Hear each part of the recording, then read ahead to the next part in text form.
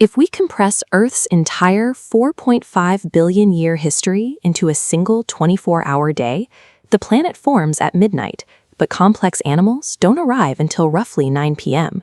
For those first 21 hours, the planet was biologically quiet. The initial Hadean eon was a world of molten rock and constant bombardment. It took hundreds of millions of years for the surface to cool enough to solidify into a permanent crust.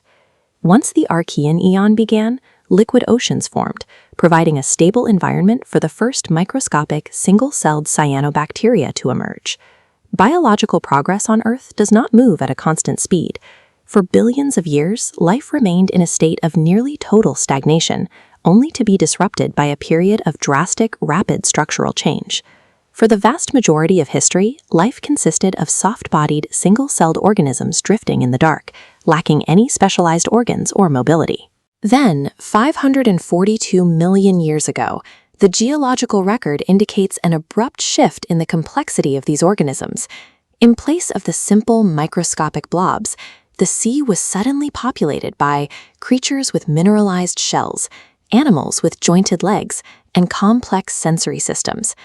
This transformation occurred in just 40 million years.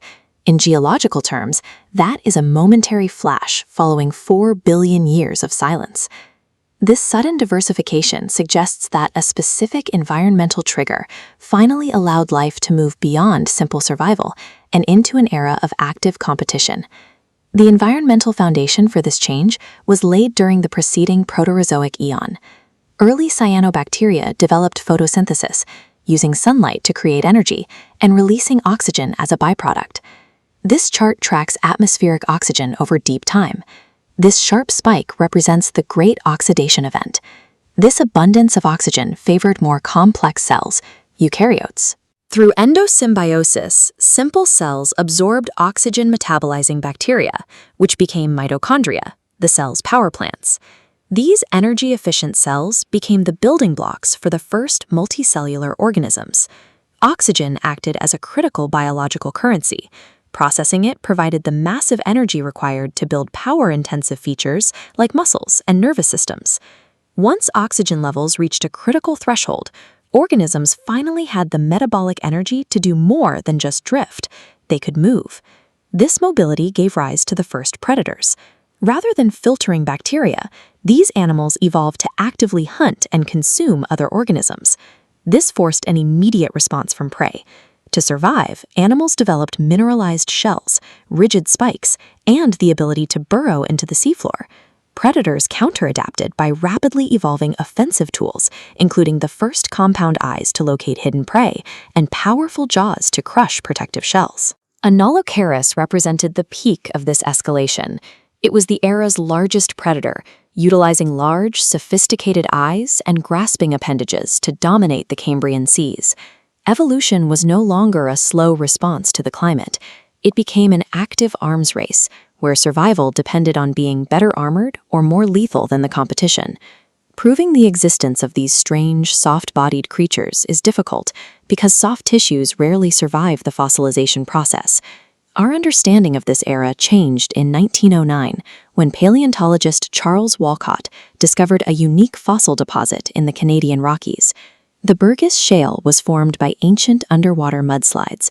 They buried animals so quickly that even soft organs and eyes were perfectly preserved in stone. The site reveals anatomy that has never been seen again. Opabenia possessed 5 eyes and a front-facing grasping nozzle. Meanwhile, Hallucigenia moved on 7 pairs of legs, with rigid, needle-like spines protecting its back. The Burgess Shale serves as a high-resolution record of a time when evolution was at its most experimental. It tested every possible body plan in a high-stakes environment. This period of intense experimentation came to a halt around 490 million years ago, when a mass extinction event cooled the oceans and reduced oxygen levels. The most populous and specialized Cambrian creatures were wiped out, leaving only a small minority of lineages to survive into the next era. These few survivors established the phyla, the fundamental body plans for every major animal group today. One was Pikaia. Its internal stiff rod, the first backbone, provided the structural support to rapidly outswim predators. This architecture is the direct ancestor of all vertebrates.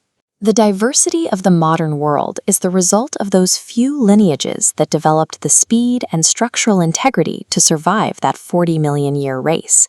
Every vertebrate alive today is a continuation of that success.